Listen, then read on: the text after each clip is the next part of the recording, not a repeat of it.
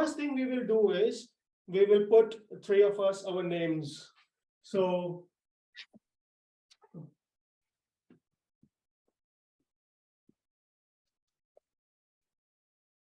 we have Lindsay,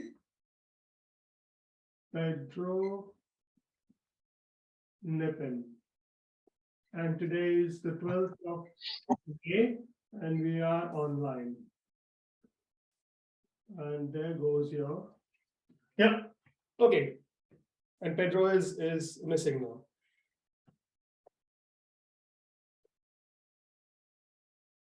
Ready? So am I going with the story or Lindsay? Yes, yeah? yes. Yeah, Oh, if you're okay. okay with that, yes, yes. So I had what is becoming a regular meeting with Rob and the Brazilians, a group of Brazilian people who are keen to learn about sport. And they've been studying online with Rob for some time now.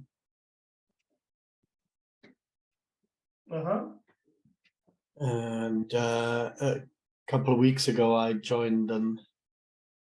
And so last night, in the dawn, really, we had we had one of those meetings, and so it is to a great extent, obviously, a personal experience or how I experienced the whole sequence of events and how I perceived the reaction from other people. So one of the guys decided to bring up Carsten Busch and his latest book on culture. Okay. Nip, and I'm pretty sure you can imagine Rob's reaction to that. Yeah.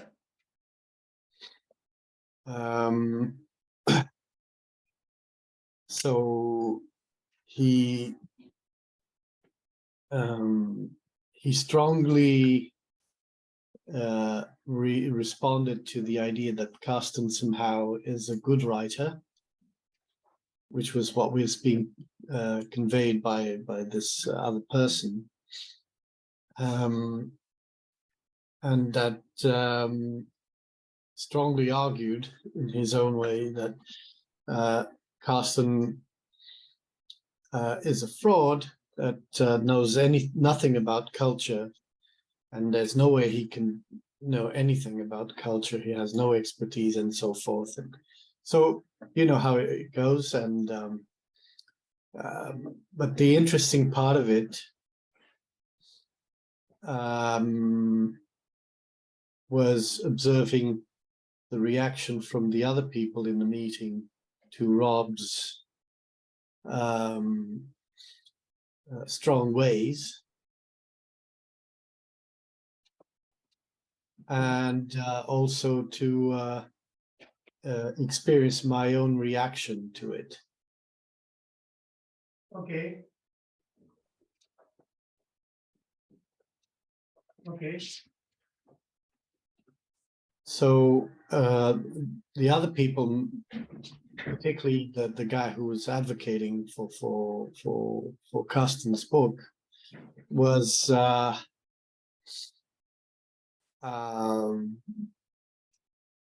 obviously feeling very awkward, cornered between his admiration for Rob and his perhaps equal admiration for Carsten, or at least similar one. So he was clearly dueling between the two things, and not sure how to respond. And the interesting thing is because he did not know how to deal with the dissonance that was emerging in him, he eventually blamed it on Rob's reaction.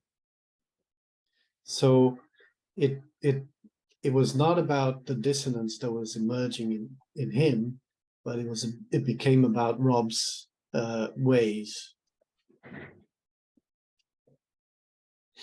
Okay. And so this told me quite a bit about myself, which initially that was also, at least to a great extent, my own response to Rob and to the dissonance that he was creating in me. I dismissed it on his own manners and ways of speaking out or being so outspoken.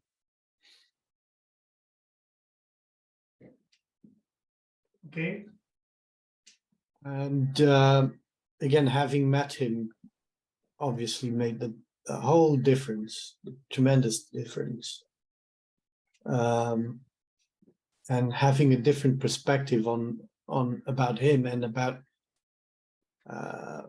my own journey through the kind of topics that were being discussed here. Although I don't have much regard for Carsten either, but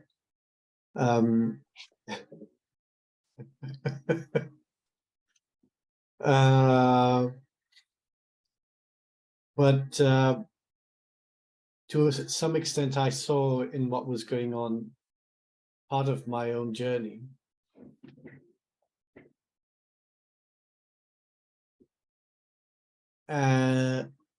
But having gained such a rich perspective on the whole thing, I found myself realizing that how easy it is to push the risk of learning away from us by blaming on the very next thing that is in front of us, and obviously normally that tends to be the other person. Absolutely.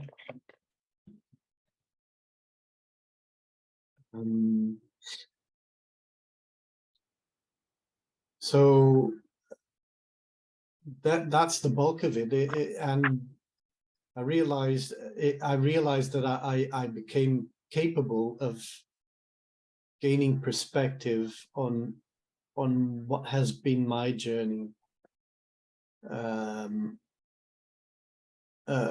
to the moment of and the importance of everything I've done up to this point, and up to the point where I became into contact with Spore, and that everything was important, even if for nothing else, because of that.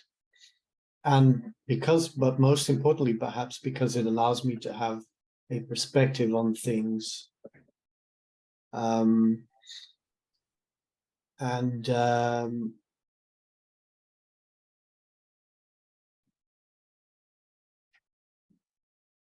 It cannot be dissociated of my learning journey into Spore itself.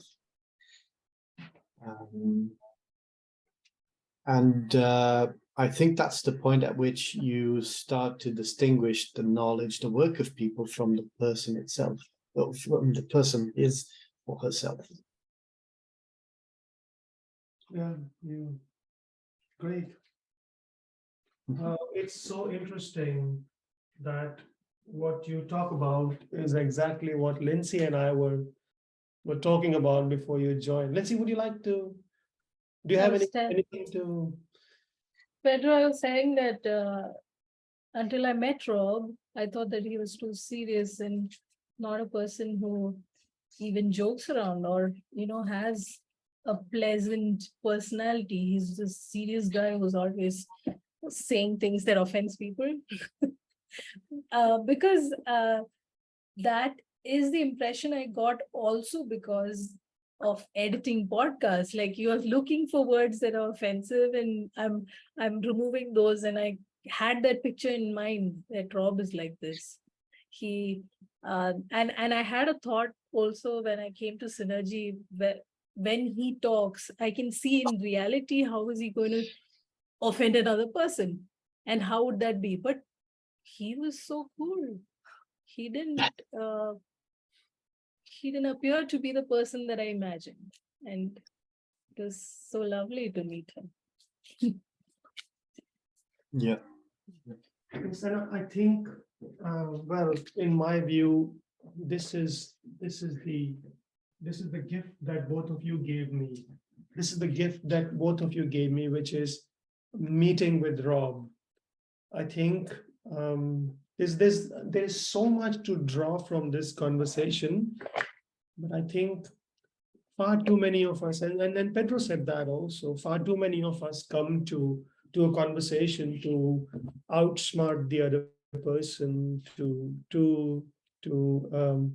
prove them wrong, to rationalize that our arguments are better than the other person. But I think there's something about meeting a person. Both of you experienced that meeting, which helped you understand this one thing, that often when we get offended, when somebody says something, and I think Jung puts it in very brilliant words, is that everything that irritates us about the other person is things that we have not accepted about our own selves. And that's hard for many people to understand, that everything that he's talking about, when it comes to what he says, is probably there are things deep inside us that we have not accepted, we have not acknowledged. Um, and the moment you realize that, and I don't know why that happens when you meet a person in person, and why can't we experience this thing in an online setting. I don't know the answer to that. I have no idea. But there have been occasions when I have experienced this thing even in online meetings with some people. My first meeting with Francisco Schettino, the captain of the Costa Concordia, was exactly that the same resonance. He told me, he said, "Do you have a daughter? Do you have a child?" I said, "Yes." "There's somebody crying downstairs," and you both know me. I can't hear very well, so I couldn't hear my child, but he could pick up my child voice as we were talking, and there was something in that moment that I picked up, that he has a very, very caring side to him. And I think we all do. We all do. We are very complete in many ways. It's just that we show a certain aspect of us, a certain persona of us in the world, and we are not probably good at showing the inner self. But the inner self emerges very, very quickly when you actually meet with somebody. I don't know, it's an online meeting, in-person meeting, but when you genuinely meet the other person and you show them your full self, there is a connection. There's a strong connection. The bit that I find interesting, Pedro, in everything that you shared with me with us, was that there is projection all the way. There's projection all the way, and there is very little assimilation of our shadow. We project our shadow, but we rarely take the time to assimilate that shadow. That's what I was very powerful. Any further reflections from either one of you?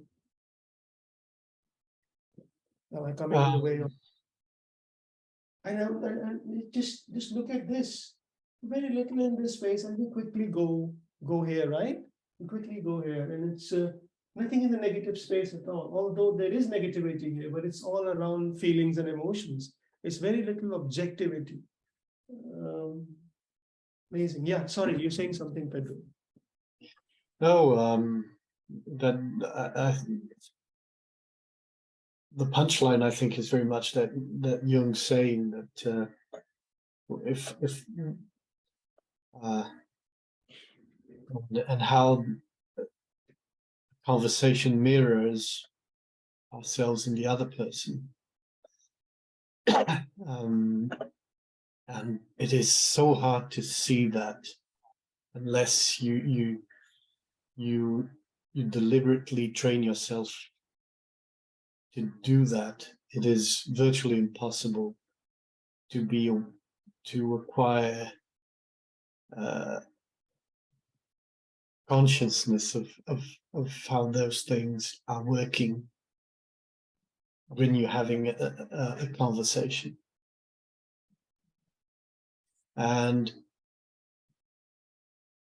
the window of opportunity, if you like to call it, for lack of anything better, but I think window of opportunity actually puts it very well. The window of opportunity you have to go, that is given to you, that you give yourself to go one way or the other, is so narrow, so narrow, so narrow. And Yeah. that's the other part, which is we tend to, and increasingly more these things, everything is about labels. And in any interaction, our rush is to put a label, an unconscious label on the person.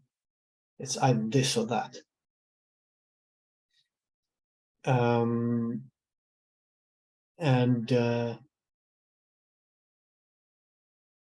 Once we set on a given label, it becomes you're putting yourself through a spiral. And going back to what, well, maybe for the next newsletter, but what I try to express in what I started writing about the online versus in person. If I hadn't met Rob in person, most likely whatever relation we had created would fade out in time, and none of us would ever think about it again. And how, again, the tilting point in a different direction was just a split second that he addressed his word to me. Hello. Absolutely. And this is where this is the power of framing. This is the power of anchoring in the conversation, which is so important in the iCue method, that be very careful of how you react to anything. Be very careful of how you ask a question, because once you have framed a problem in the way you have framed, I'm sorry to use the word, but you're basically screwed. You cannot see it another way because you have framed the problem in a particular way. So framing and reframing and rethinking your questions and your language is key to learning. It's very hard to come back from that. Very hard to. Yes. And I love George Lakoff's work on this. Yeah. Not just metaphors we live by, but there's something else. Let me just find out, because that's a very How he important book. discusses worldviews and how worldviews, most people will never get past their own worldviews, and they live their entire lives continuously reinforcing their own worldviews. Yes, and the book I was looking for from Lakoff is Don't Think of an Elephant. Yeah. And the moment you say don't think of an elephant, people will start thinking about it even more. And it's interesting I say that because a couple of weeks ago, I saw a safety sign which said, kill your speed, not a child.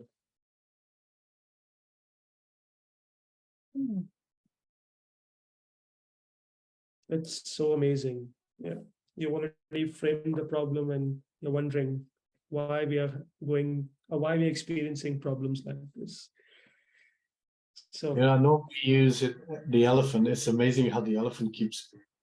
Yeah, the coming back moment to you the say before. elephant, it just comes in your mind, right? isn't it? What I normally use with my students is, don't think of a pink elephant. Oh yeah. And the funny thing is that you can actually picture a pink elephant in your mind. It doesn't matter if it exists. No, no. I'm just conscious of the time. How much time did we spend so far?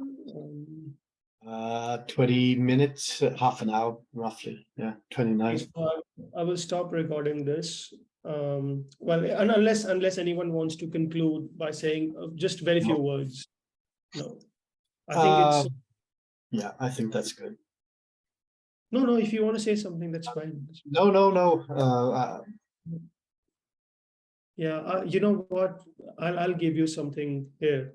When you started this conversation, and I thought, oh my goodness, why have you started this? I don't want to IQ this and share it with the world.